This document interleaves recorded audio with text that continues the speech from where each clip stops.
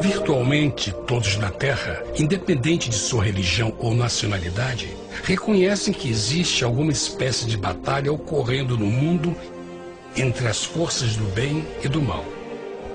Uma luta colossal entre a luz e as trevas, a verdade e o erro, a opressão e a liberdade, o bom e o mal, e finalmente, a vida e a morte. Qual é a história por trás deste evidente paradoxo? Muitas religiões, assim como a Bíblia, ensinam que além deste véu tridimensional do mundo físico que vemos, existe outro mundo espiritual que não podemos ver. Nesta realidade invisível ao nosso redor, se desencadeia uma batalha titânica entre o herói supremo e justo contra o vilão mais cruel e maligno. A grande pergunta é: quem são esses personagens e como e onde começou esta crise cósmica?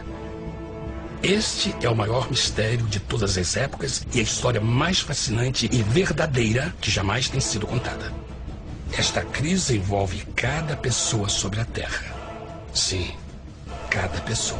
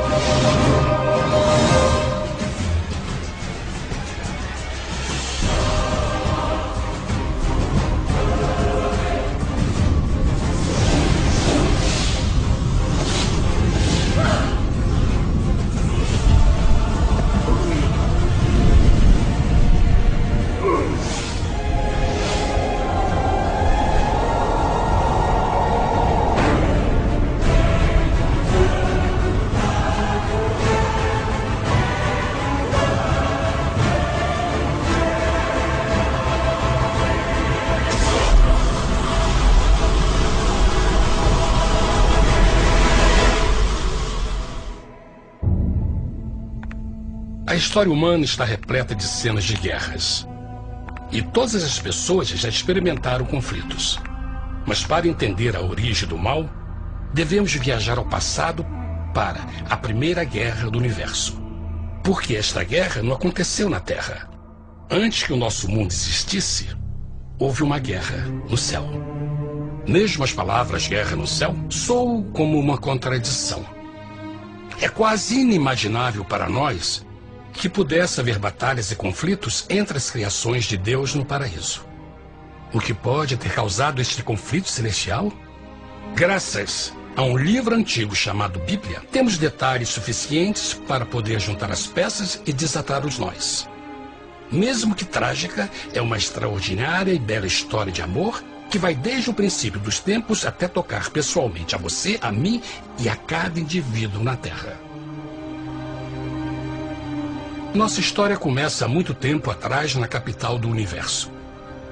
Em um lugar chamado Céu, que estava repleto de seres angelicais que amavam fazer a vontade de Deus.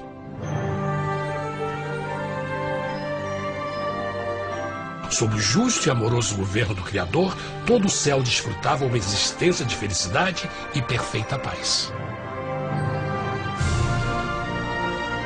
O príncipe supremo do paraíso e comandante dos anjos era o poderoso e amoroso Filho de Deus, mais conhecido com o nome que adotou quando veio à Terra, Jesus.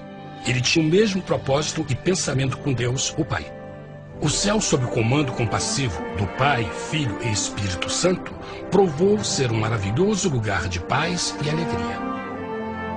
Para realizar as ordens de Deus, a Trindade estava rodeada de um oceano virtual de inumeráveis espíritos ministradores chamados serafins e querubins, mais conhecidos como anjos. Essas poderosas e inteligentes criaturas descobriram que a felicidade estava em cumprir as ordens do Todo-Poderoso. Mas Deus criou um extraordinário anjo para atuar como líder de toda a multidão celestial. A Bíblia nos diz que seu nome era Lúcifer, que significa portador da luz. Este querubim foi o maior ser criado por Deus e assumia a posição mais próxima do trono de Deus, estando diretamente sob a autoridade de Jesus.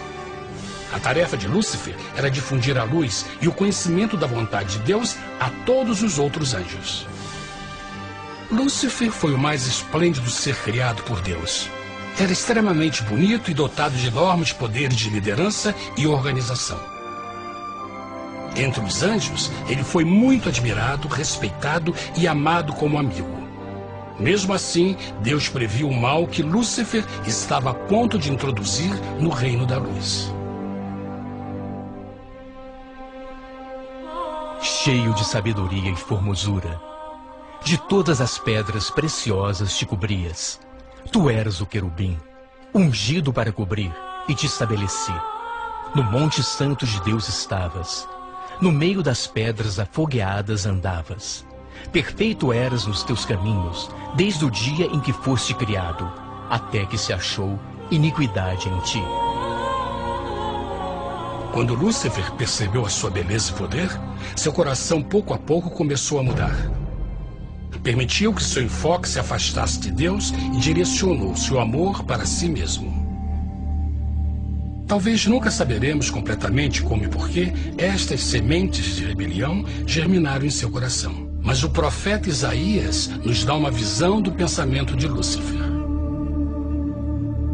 Como caíste desde o céu, ó estrela da manhã, filha da alva, como foste cortado por terra, tu que debilitavas as nações. E tu dizias no teu coração: eu subirei ao céu, acima das estrelas de Deus exaltarei o meu trono. Subirei sobre as alturas das nuvens, e serei semelhante ao Altíssimo. Lúcifer, aos poucos, começou a cobiçar o poder de Deus, mas não sua personalidade. Ao pensar em suas próprias habilidades e belezas extraordinárias, os perversos tentáculos do orgulho e vaidade congelaram sua mente. Este ressentimento e inveja fizeram com que ele violasse a lei sagrada de Deus e se rebelasse contra seu governo. Precisamos fazer uma pausa e esclarecer algo. Desde o princípio, Deus ordenou que as leis da física governassem o mundo material em que vivemos. Sem essas leis naturais, o universo seria um caos. Do mesmo modo, as leis morais de Deus sempre têm dado segurança e estabilidade ao cosmos. Alguns pensam que os 10 mandamentos não existiram, até que o Senhor os entregou a Moisés no Monte Sinai. Mas as Escrituras nos ensinam que os princípios das leis de Deus sempre existiram por toda a eternidade, pois são a base fundamental de seu reino de amor. Seguros todos os seus mandamentos, permanecem firmes para todo sempre, e são feitos em verdade e retidão. Os 10 mandamentos são um resumo das características de um Deus de amor. Os primeiros 4 mandamentos descrevem quem é Deus, seu poder, seu território e autoridade. Os últimos 6 descrevem como é Deus, sua honestidade, sua pureza, sua fé. Todas estas coisas sempre foram verdade e sempre serão verdade. Agora, pela primeira vez na história da eternidade, Lúcifer começou a violar esses princípios perfeitos. Lúcifer sabia que se fosse compartilhar o poder e status de Deus, necessitaria de apoio. E deu início ao trabalho. Começou sorrateiramente a circular entre os outros anjos, plantando sementes de dúvida e descontentamento a respeito da liderança de Deus, ao mesmo tempo em que, sutilmente, revelava suas próprias virtudes. Ele insinuou que Deus abusava de seu poder divino e suas leis restringiam a verdadeira liberdade e felicidade de suas criaturas. Com seu raciocínio audaz e poder de influência, Lúcifer pôde persuadir a um grande número de anjos a se unirem para seu motim. Talvez se perguntem, como tantos anjos inteligentes puderam seguir esse desertor? Bom, lembrem que até esse ponto nenhum anjo tinha escutado uma mentira.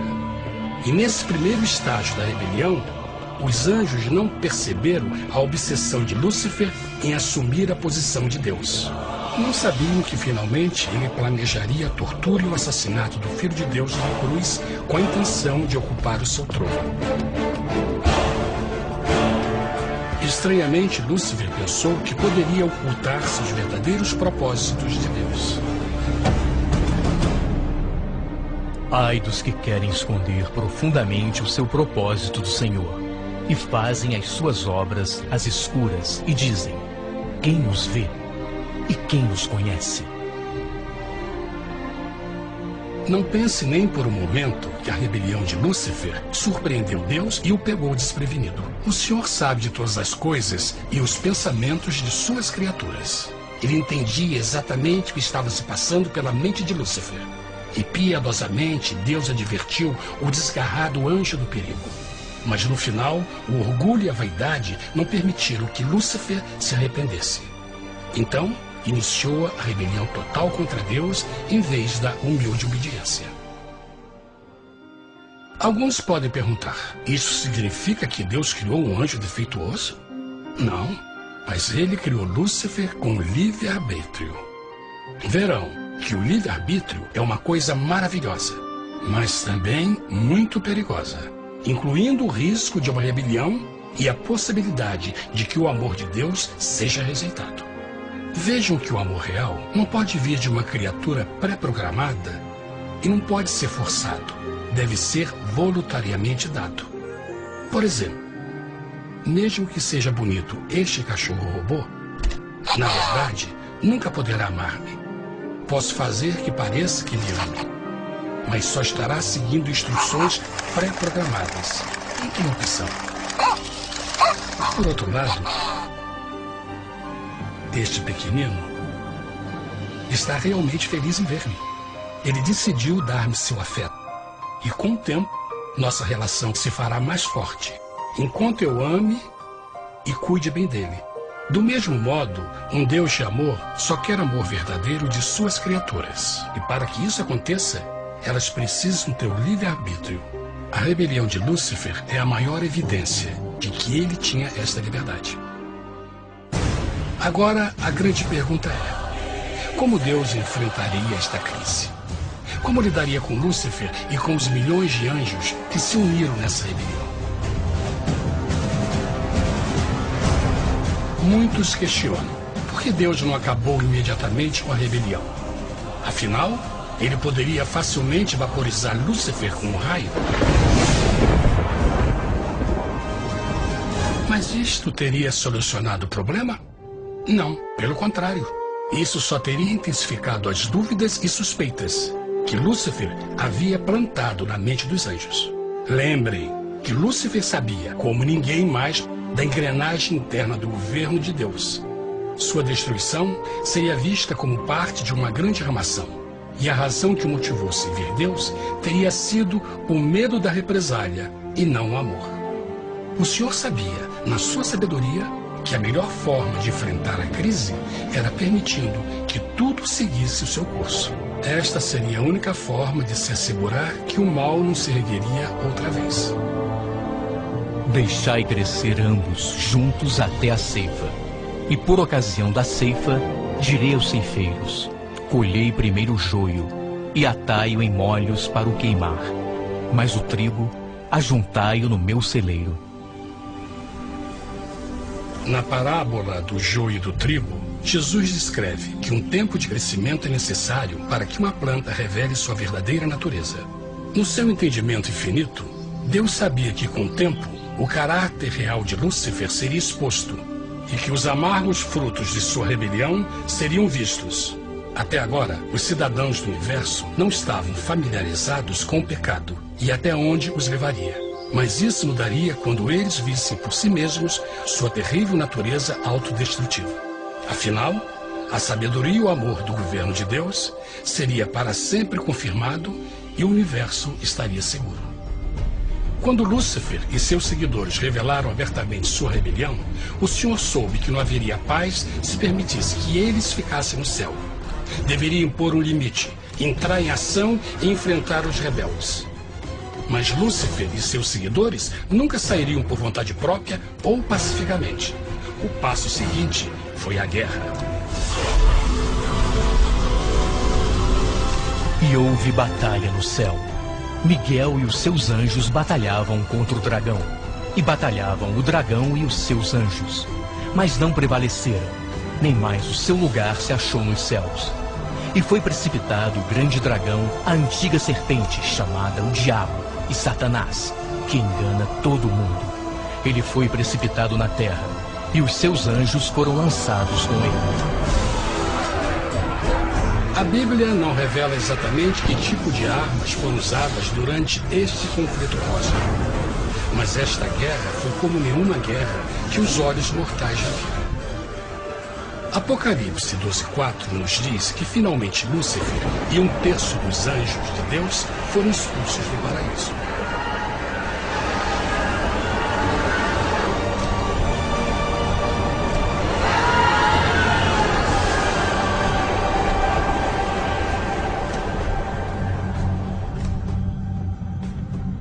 Mas e agora? Lúcifer tinha milhões de anjos ao seu lado, mas precisava de um pedaço de chão para continuar sua rebelião. Rápido, muito rápido, o universo começou a entender o quão doloroso e caro o pecado poderia chegar a ser. Mas a guerra não tinha terminado. Apenas começava. Lúcifer, o portador da luz, agora virou Satanás, o adversário.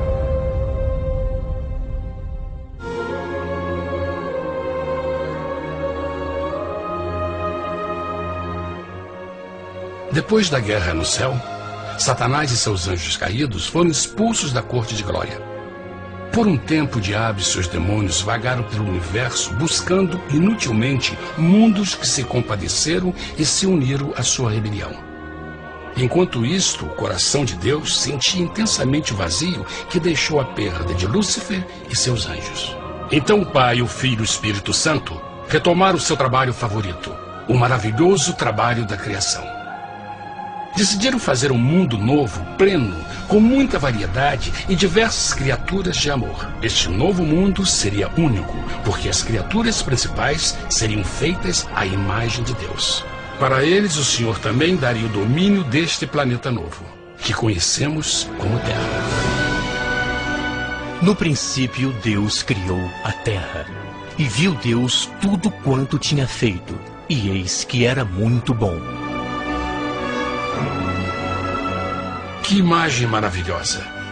Deus forma um novo mundo, nosso planeta, Terra. E em cada maravilhoso dia da criação, algo novo e espetacular começa a fazer parte da cena. Por exemplo, no terceiro dia, Deus falou e uma linda e exuberante vegetação fez parte da existência. Plantas de todas as cores, formas e tamanhos. No quinto dia, o mundo estava repleto de espantosas e exóticas criaturas, que podiam tanto se elevar aos céus como deslizar pelas águas azuis. E outras podiam fazer as duas coisas. No sexto dia, houve a introdução de um grande número de animais terrestres. Desde o gigante elefante até o pequeno esquilo, cada um encontrou um lugar nesse novo planeta para viver em harmonia com o resto da criação. E também no sexto dia, Deus criou o homem.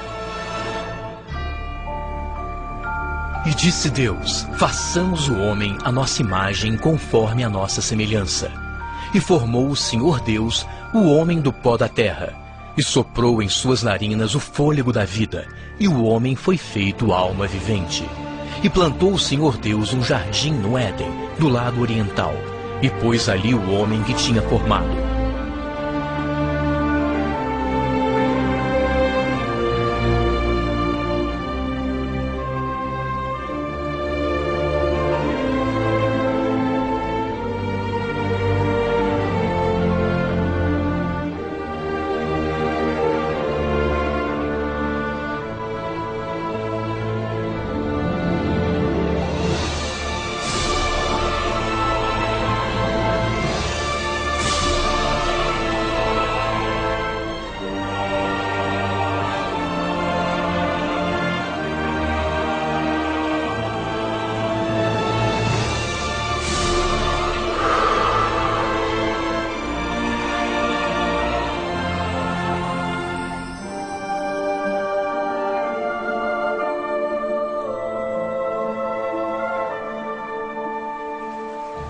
Mas que grande honra ser criado à semelhança de Deus, ser um indivíduo com liberdade de pensamento.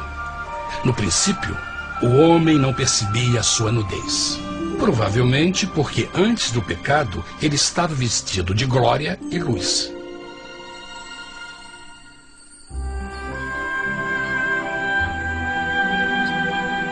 Deus também criou a companheira perfeita para Adão, sua bela esposa Eva.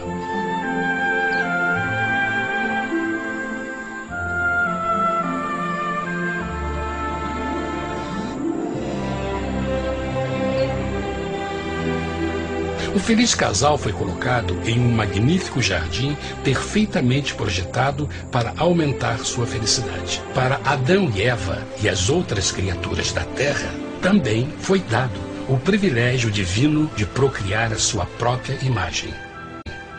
A intenção de Deus foi que a raça humana tivesse domínio sobre este paraíso perfeito para sempre. Eternamente felizes e saudáveis, trabalhariam com a flora do jardim de Deus, enquanto desfrutariam o afeto e companhia de todas as criaturas sob seus cuidados. O ambiente que nossos primeiros antepassados experimentaram foi muito diferente do mundo de hoje. As rosas não tinham espinhos, os insetos não mordiam nem picavam, e os leões e as ovelhas brincavam juntos. Mas a grande bênção era os humanos viverem em perfeita harmonia com seu Criador.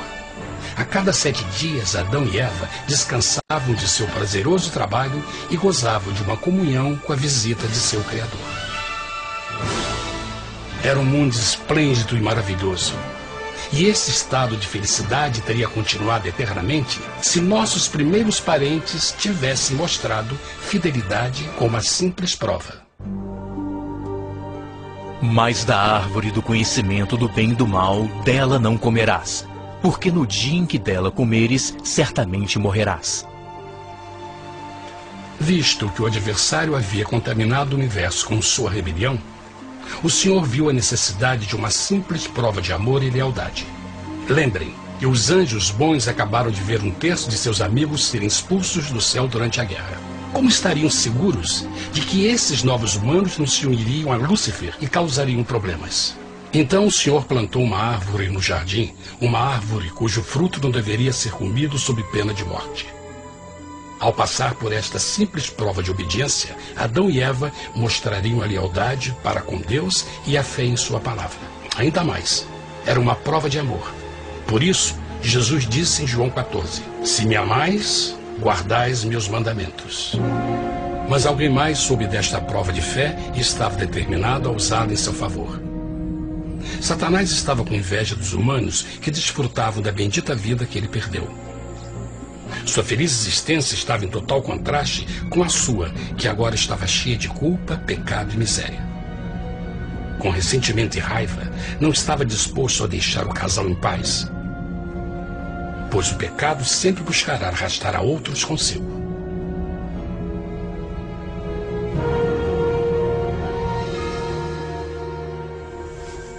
Então um dia, quando Eva estava concentrada em seu agradável trabalho, se viu sozinha e muito perto da árvore proibida. Foi quando Satanás viu sua oportunidade. Através de uma serpente hipnotizante, o anjo caído chamou Eva até a árvore e a envolveu em uma conversação.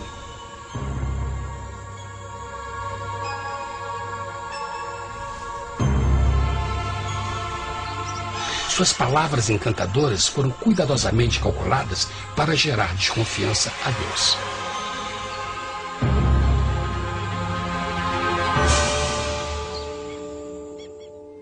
A serpente replicou à mulher, de modo algum morrereis. Deus sabe que no dia em que dele comerdes, vossos olhos se abrirão, e sereis como Deus, conhecedores do bem e do mal.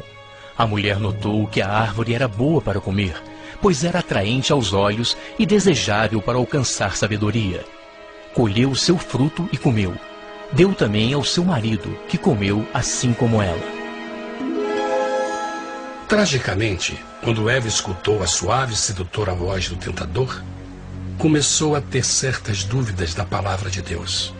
A serpente enganou-o com a promessa de grande poder e sabedoria.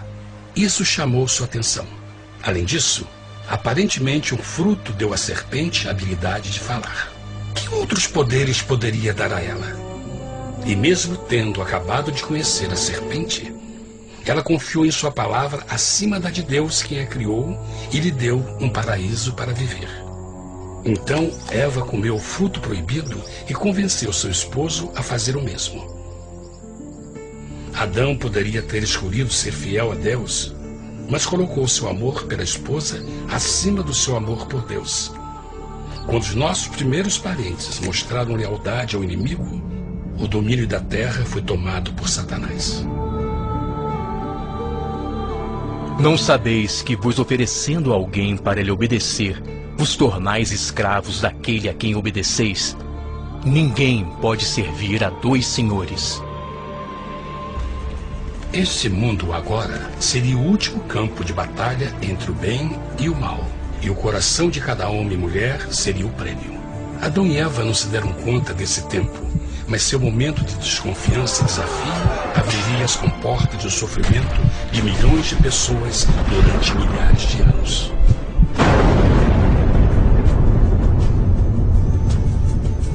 Portanto, como o pecado entrou no mundo por um homem, e por ele a morte, e assim a morte transmitiu-se a todos os homens naquele em quem todos pecaram.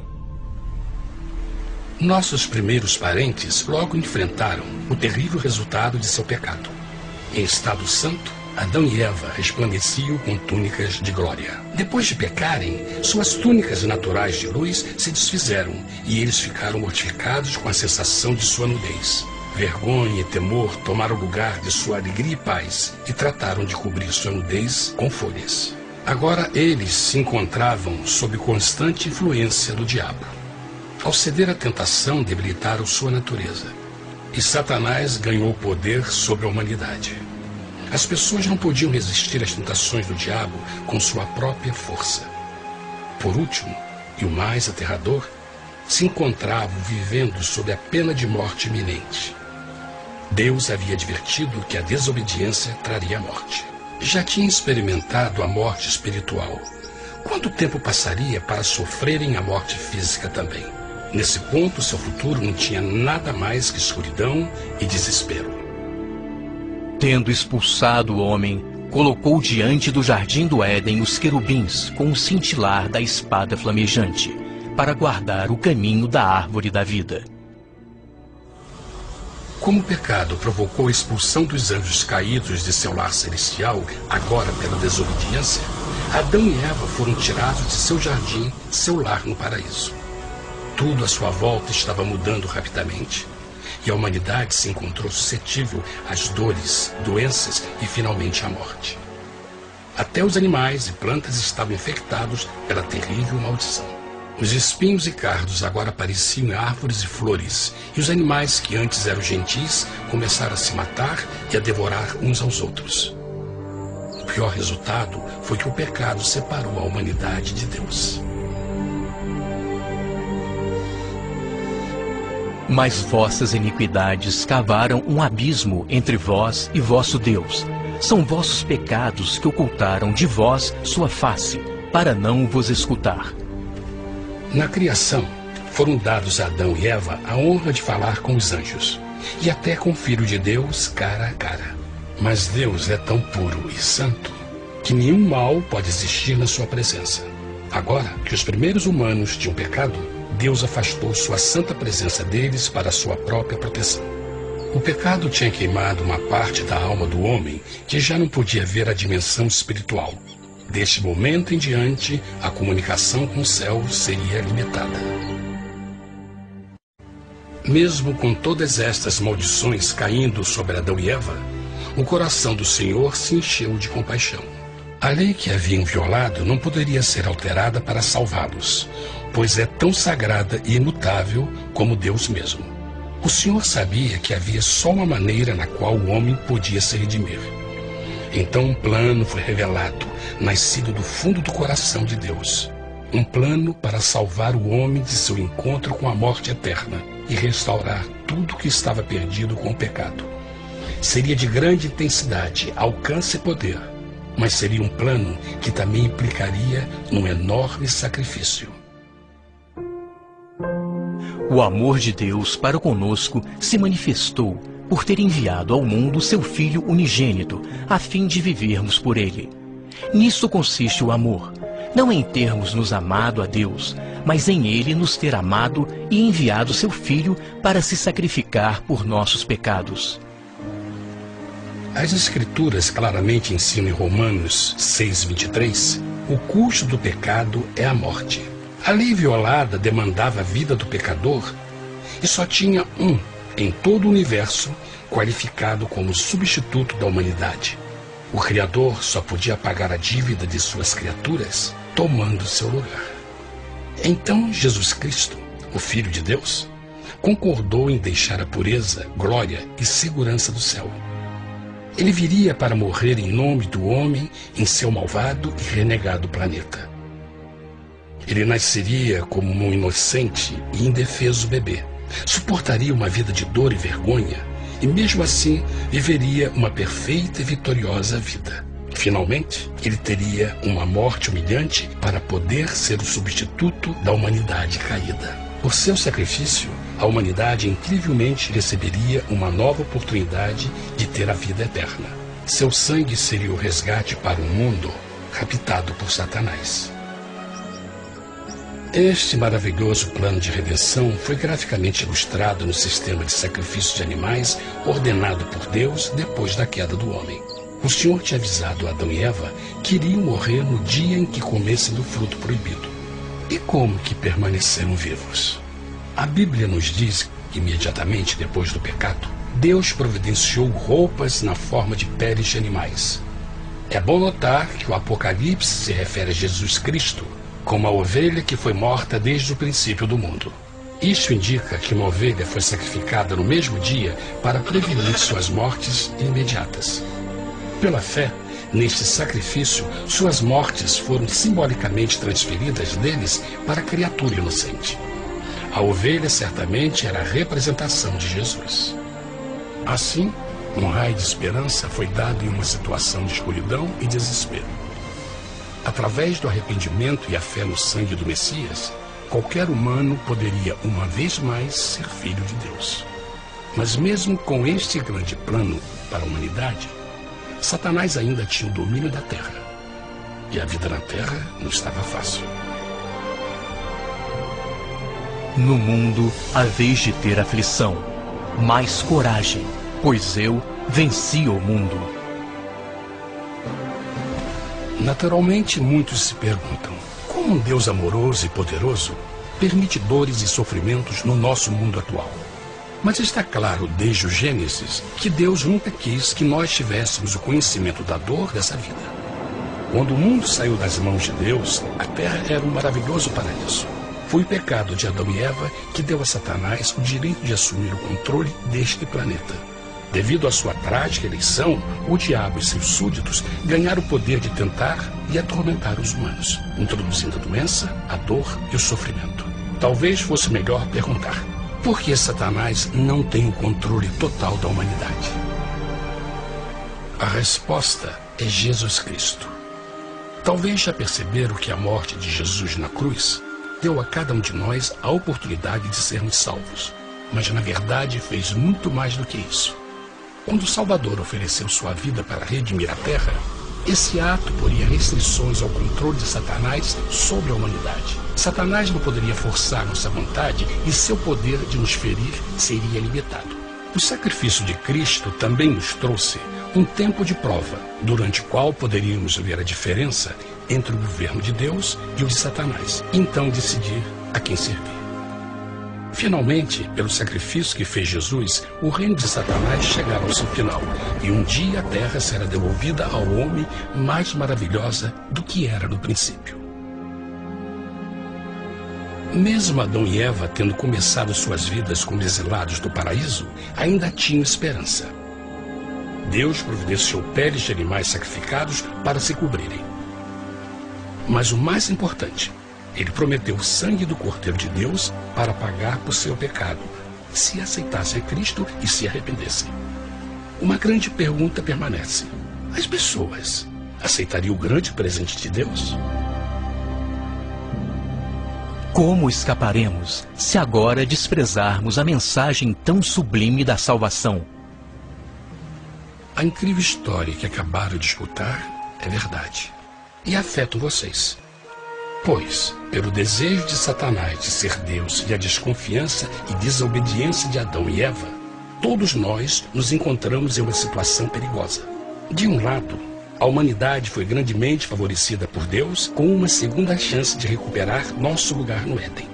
Por outro lado, se nós desistirmos de aproveitar esta grande chance, nos tornaremos escravos de Satanás e finalmente seremos destruídos quando Deus limpar o universo do pecado.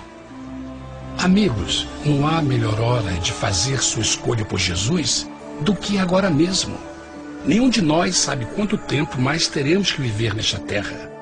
Jesus nos tem mostrado grande interesse no seu bem-estar e seu amor por vocês o levou a providenciar uma maneira de escaparmos de uma futura destruição. Ele quer que você o aceite e se arrependa de seus pecados. Através de Cristo, pode encontrar o perdão para tornar-se como Ele em caráter. A triste notícia é que Satanás atua de todas as formas possíveis para evitar que aceite o presente da salvação de Deus. Devido à nossa rotina da vida, o amor ao dinheiro ou alguma outra distração fascinante, ele trabalha para manter a todos ocupados e afastados do que, na realidade, mais importa, sua salvação eterna. Para que entenda a realidade da situação e que se você não escolhe a Jesus por omissão, está escolhendo a Satanás. Mesmo que a terrível escolha de Adão e Eva nos traga morte e miséria, vocês agora podem tomar uma melhor decisão.